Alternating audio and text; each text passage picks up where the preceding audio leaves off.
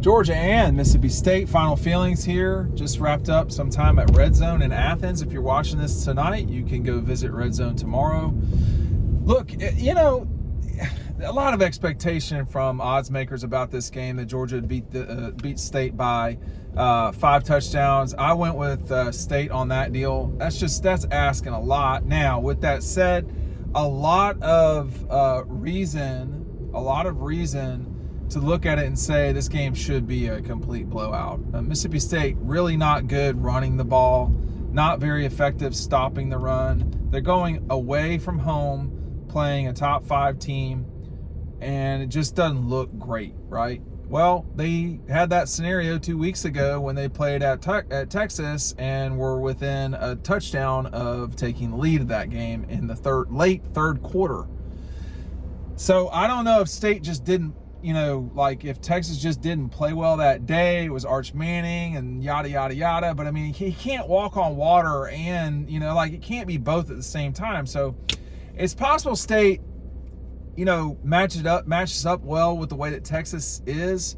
I don't know. But this game really, if it's anything about State, that's a problem for Georgia, because this is a game where Georgia should come out and execute and probably win the game comfortably. Now, I don't know what comfortably is, but comfortably. I mean, asking someone to win by 5 touchdowns in a league game, I just don't, there's something, I cannot do that. Just as a person who's been around the SEC for that long, I know Mississippi State's not good. They're not good. But 5 touchdowns? No. I mean, that's just a lot. So, will Georgia come out and establish the run and get where they want to go? I mean, everybody, for all the criticism and discussion of Mike Bobo, no offensive coordinator is going to get where they want to go without running the ball. And Mike, with the way that his offense is specifically, the run game is particularly important to them at Georgia. And, I share Kirby's opinion that they're not running the ball the way that they can. So for me, this game is about running the football, getting it done, and doing all the hard things to where you're setting yourself up for I would think a landslide win, maybe not a blowout 5 touchdown situation, but I don't know. I mean, the answer to when is the best time to start playing really well, the answer to that is always right now. Always the answer is, right now, so you always want to really play well.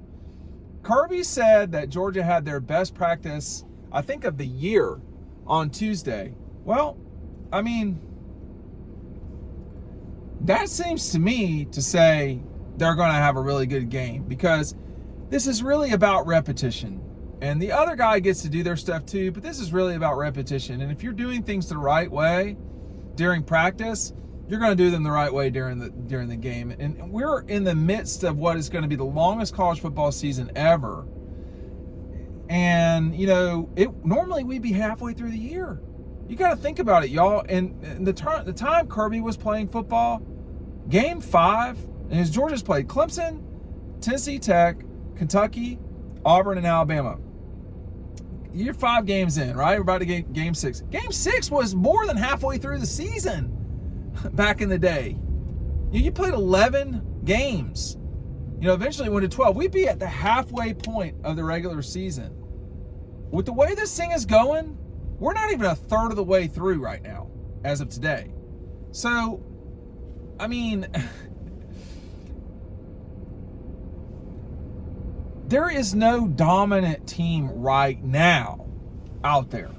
There could become a dominant team, and it may be Ohio State. It could be Georgia. It could be Oregon. It could be Alabama. It could be Texas. I didn't say Texas. It's hard to think that it would be Oregon, but we'll just see. Alabama, lost to Vanderbilt. Come on, man. Now, that's not. So, and then, Georgia lost to Alabama. Texas hasn't lost yet, but there have been some dicey moments for Texas at times too. So the state game specifically. So Ohio State a week ago, supposed to have an explosive offense, and you're winning 7-0 at home against Iowa. So we don't know what we don't know yet still. I just want to give a shout out, and I never do this, to Georgia Department of Transportation, GDOT. The intersection of the Loop and Atlanta Highway, or Lexington Highway, and the Loop, this has come along much. This is we're getting where we got to go. So good job, and we're gonna wrap it up here soon. Hopefully by the Tennessee game, this intersection, which is probably the second most used in game days, but has been the worst. Hopefully this intersection will be cleared and good to go by then. But I think GDOT has done a good job of getting this cleared up, because it used to be a total wreck at all times. So I think, we've not seen a lot of consistency on the offensive line, which is to say the people on the offensive line. So we've not seen consistency on the offensive line. Trevor Etienne and the regular Georgia starting unit has only played a game together. So not a lot. That was the Tennessee Tech game, excuse me. That was it.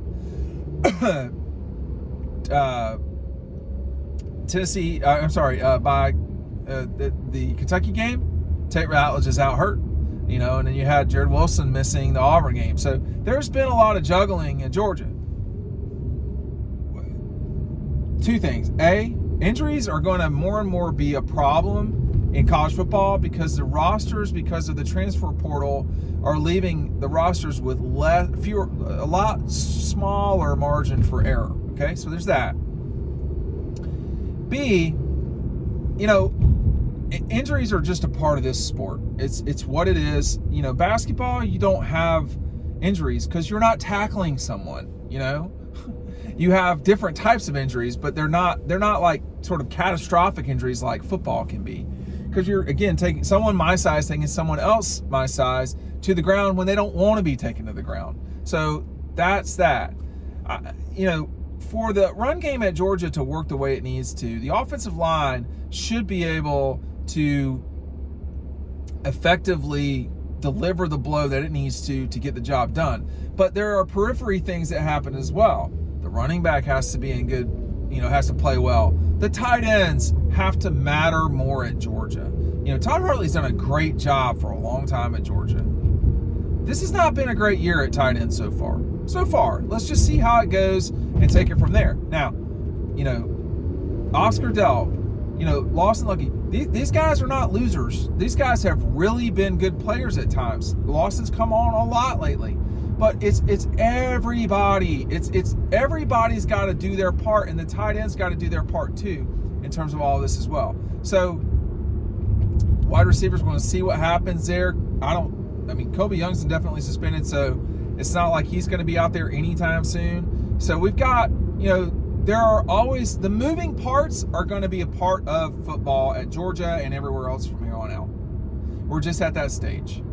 And, that's just what it is. So now we're going to see if Kirby Smart can win with not having the best team. This game here is going to be the last in a long line of Georgia being favored going into a game. It's going to be almost 4 years of them not being an underdog before a game. They've been very successful as favorites, for the record. They've been very successful as favorites. And so we're going to see how this goes against, State and then Texas. It's going to be strange to say that Georgia can pull off the upset, because they are almost never in that position. And I understand that everybody in, Larry Munson world wants to be the underdog and all this stuff, but you're not the underdog at Georgia. Even when they are the underdog, they're not the underdog. And this program is going to have to go out there to Texas when that game happens and get a win, whether they're the dog or not. That line could be Georgia favored by a half a point or something like that, or a point. I doubt it, but that it's such a tight line means that Vegas thinks that Georgia's either the better team or very close to the better team. So it's one of the two. And that will all get set up by the way they play against State. And, Georgia, a really solid showing against Mississippi State would go a long way to getting on the right path. There's any player at any moment can set a season off during practice, during whatever. And we heard this week from Kirby about how good that Tuesday practice was. We would have heard if it wasn't, too. So that's my indication that something's happened in a positive way. Will that go on forever? I don't know. That's up to the players. They have to decide, how they want. They have to decide how they want this season to go, and they choose the way that they practice. They choose the way that they play, and the State game is a great opportunity to go out there and get a really solid win and get everybody off the field before anything dumb happens. Georgia should win this game for sure. Georgia should win this game going away. But me saying that's a lot easier than actually doing it. We're going to see you after the game. Georgia and State, 4:15. Go by Red Zone today. We'll see you on the website. Thanks for watching.